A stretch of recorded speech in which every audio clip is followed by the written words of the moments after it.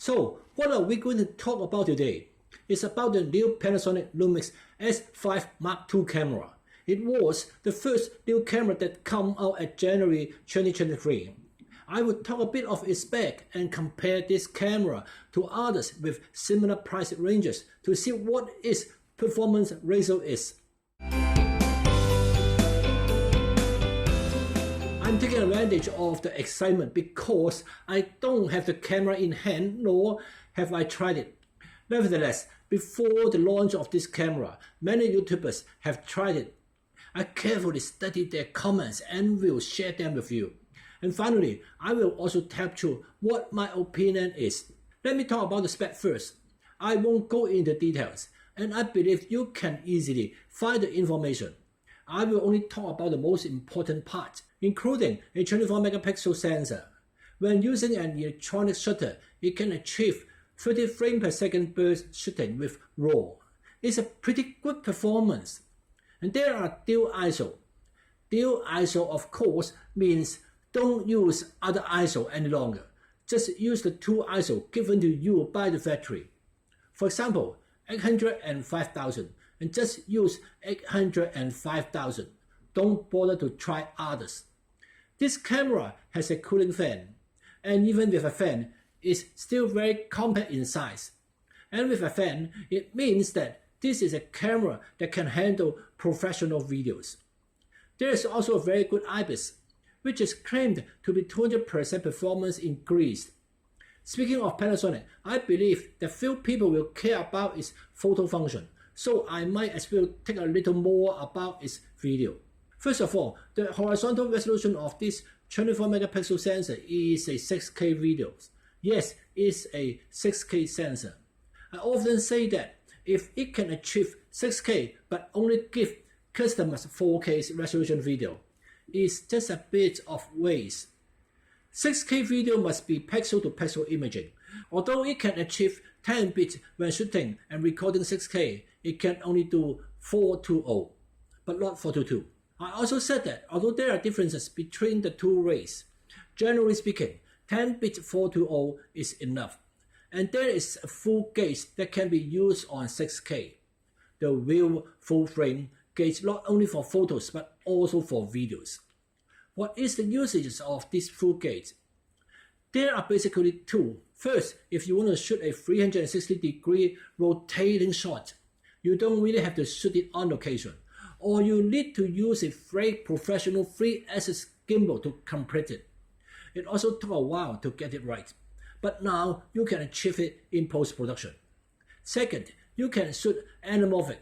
In fact, its 4K video can also shoot anamorphic, but the pictures shot in 4K are cropped as APS-C format. The only disadvantage of shooting in 6K of anamorphic is that the anamorphic image cannot be seen in the camera, but you can see it from an external monitor. And regarding the normal 16:9 6K video, it can only achieve 10-bit 420 as well. And it's only 30p, but not 60p. The 4K full sensor with video, of course, is 6K oversampling, so it can achieve 10-bit 422 30p. 4K 60p is cropped, which is roughly equal to APS-C. And after cropping, it's pixel-to-pixel imaging again. And only pixel-to-pixel method can achieve 60p. And now, all the full-frame camera on the market, even if they claimed to be able to achieve 60p, are all cropped and pixel-to-pixel imaging. Therefore, the S5 Mark II does not have any advantages or disadvantages in this regard. The new camera can directly embed the LUT LUT when shooting. I have some doubts about the usefulness of this function. Why would the LUT be embedded during shooting? Maybe the answer is yes, if there's a lot of material when shooting and you need to complete the output quickly, or just only 1 or 2 days for post-pro and no time for color correction before broadcasting. This can be also a good option. In addition, there is the full HDMI output. I personally hate using those small HDMI plugs, which are easily damaged. If you take 10 to shoot, there is a good chance that all 10 will be damaged or broken. it's always better to use a full HDMI prop. If I want to comment on a hybrid camera that takes pictures and shoots videos, I always think that Panasonic is the best because Panasonic provides a waveform monitor for video shooting, which is convenient for exposure, especially you shoot raw or log video. A waveform monitor is the best and most accurate. And another advantage of Panasonic camera is that there is the video shutter angle. So you don't have to just look at the shutter speed. Of course, everyone will know that when shooting video, your shutter speed is your frame rate multiplied by 1.5. For example, at 25 frames per second, the shutter speed is 1/50. But if you shoot 24 frames per second, it's still 1/50 in the PAL region. It may be a little confusing when increasing or decreasing the frame rate, so you can use the shutter angle. For example, if you shoot 24 frames per second, the shutter angle is 172.8 degrees. Then whatever frame rate you use, you don't need to care about the shutter speed. And now, let's talk about the difference between it and the S5iiX. First of all, X has raw video output. You don't need to buy any additional license.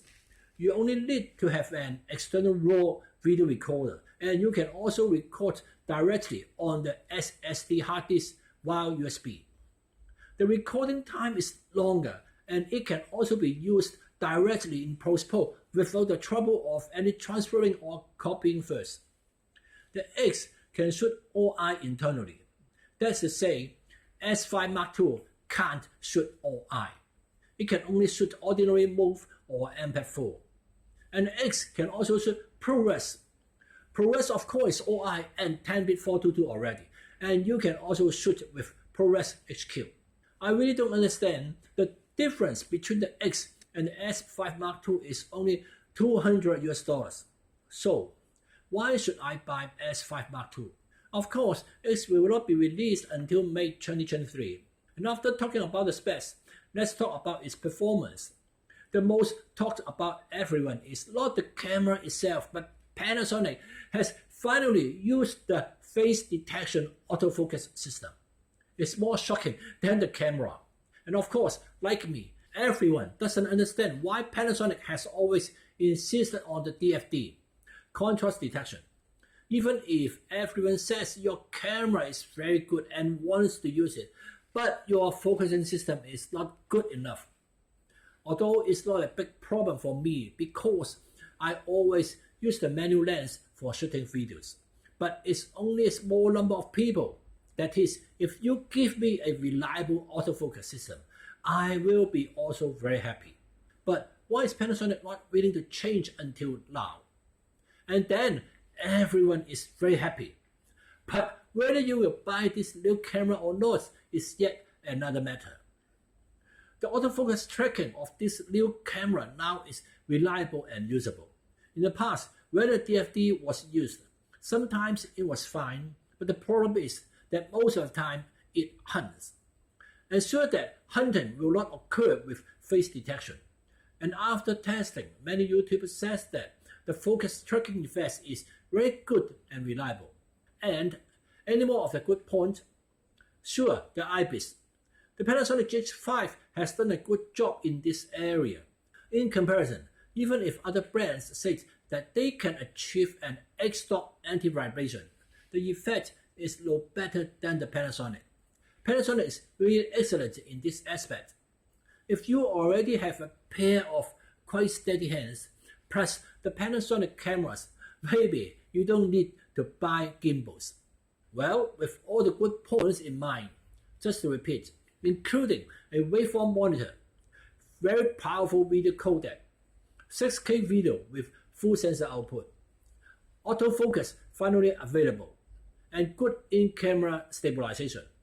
And for the S5 Mark II, you can buy an option later, which has raw video output, and the price is $200 for this license, which is a bit strange. $200 is exactly the price difference between the S5 Mark II and the S5 Mark IIX.